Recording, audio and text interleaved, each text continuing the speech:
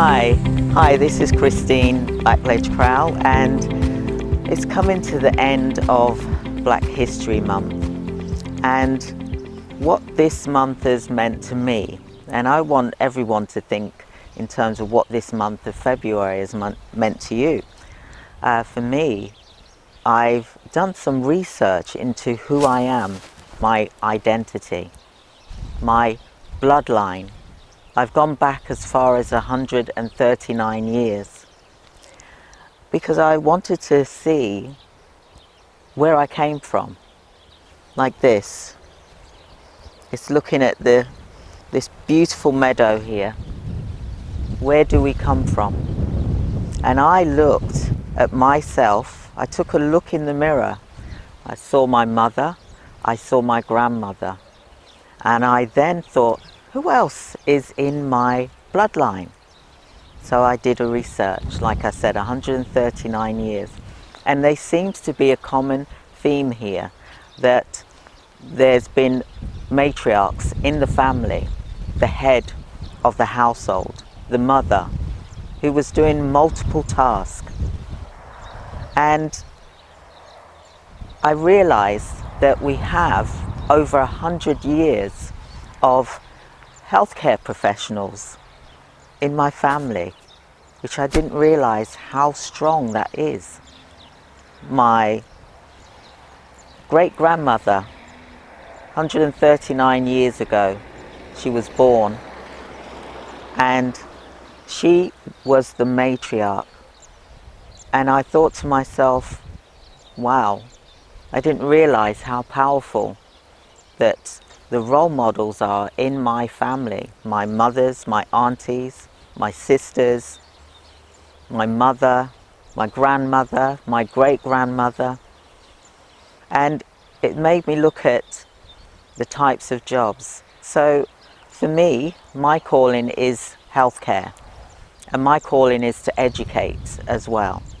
And when I looked at the lifeline, the bloodline in my family, I saw nurses, I saw healthcare assistants, I saw educators, I saw civil servants, I saw inspectors, and I also saw engineers, as well as voluntary charitable work that was being done. So I went back into my roots, my identity, and I started to see similarities in my ancestors from 100 years ago. So what is the century, 100 years, which I looked through and I identified with who they are. And it made me realize of who I am because of them. I looked back and I'm here in the future, but I'm also back there as well. They are still a part of me, and they are there backing me and encouraging me.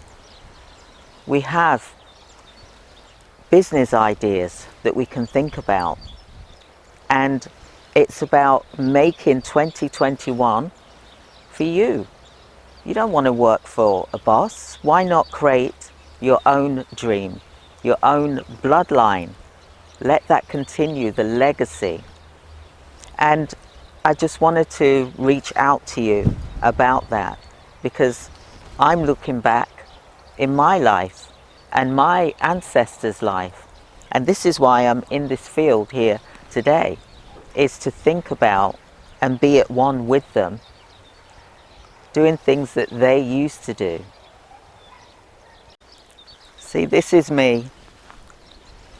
This is me, Christine. This is what I enjoy to do as well. It's about work-life balance and thinking about what makes you happy. What makes you happy here? We're on this earth. We don't know how long we've got. With 2021, why not make that start to your future, to carry on the bloodline, the legacy of your family and your loved ones, because they're with you all the time. I realize that. It's taken me all this time to realize.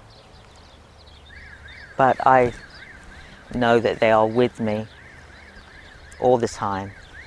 And I want you to reach inside of you and to see who your bloodline is. I challenge you to do a 100-year bloodline to see who, what, and what occupations they held, and to see whether it matches what you've got, because then you'll see there is still the continuous of building your legacy. You will see that they are similarities. Like me, I was blown away, and I even feel more stronger now with carrying on with what I am doing today, and I want you to be a part of this family. So part of my heritage that I remember as a child is that we had ripe green bananas. We'd also have plantain as well, and yams. And that's part of my heritage, and it's food as well as goat. It's a food that I always will remember, very fond of. It reminds me of my heritage, my family. One of my favourite dishes is the banana, yam, curry goat, and also there's plantain as well, which can be fried. I always remember my mum as well doing scrambled egg and plantain with some different types of meat as well. You know, this was things that we would have even at breakfast time, and those are fond memories as a child. And I just wanted to talk about my Black heritage. You know, it's not just about Black History Month. My children, whenever I cook curry goat, one of the things that they say, and it makes me laugh because there's so many things out there that they could have chosen. What would you like me to cook? What is your favourite meal? And their favourite meal, they always say, Mum, can you cook some curry goat and rice and peas? And that is something which I do every single month because my family and my children love to eat it as well. And it's one of their favourite meals. So I love my Black heritage. I love Black History Month because it's taken me back and thinking about all the different things that I enjoyed as a child and with my family and growing up with my brothers and sisters and my aunties and uncles and my grandmas and my mum and dad. It's wonderful. My cousins. So just something to bring you into my life. My grandma, I used to call her Granny, and Granny Eunice this is, and this is my mum's mum, for example. I always, when I used to visit her, she always would be cooking Jamaican rum cake. She'd have a big bucket of this cake mixture, and what we'd have to do is I would be there mincing the mince meat, for example, which is the sweet mince, the raisins should I say. So I'd have to mince it, and she would have this massive paste bucket, and then she'd have rum, brandy, wine, cinnamon, nutmeg, flavours. The flavours was pow, you know, and she would mix it, not with a spoon. She would actually use her hand. She'd roll up her sleeve and she'd use her hand to mix this mixture of cake, and it was beautiful, absolutely beautiful. My father and my mother would cook beautiful meals with yam, banana, plantain. It was beautiful. And I always remember the different types of soups that they would cook, the different types of breakfast meals they would do with banana. You know, at the time when I was a child, I was like, banana again? But now I'd give anything to have that time back again, to watch them cooking those meals for me.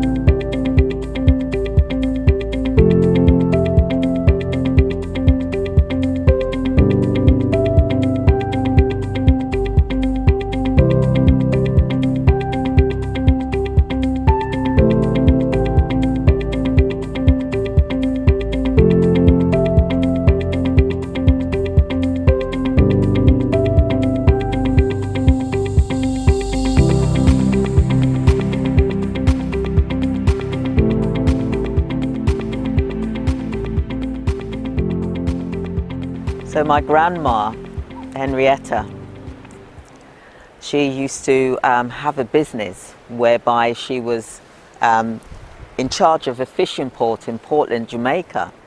And what would happen is that the family would get fish, and then they would sell it on to the community and also to the restaurants that she had, whereby she would deliver and cook the food fresh for the different organizations that would use her services. So it was like she was doing catering, banqueting. And what was wonderful about this, all of the children, my father, Marcus, my auntie, Sissy, my auntie Gloria, all of Dad's brothers and sisters, there was 21 of them all together, which is quite a lot. What was so wonderful is that Grandma would get them to deliver the fish to different places, to a shop, collect the money for selling the fish, and then the children would have to obviously have this money and bring back the cash for Grandma. And what was wonderful is she was so well known in the community.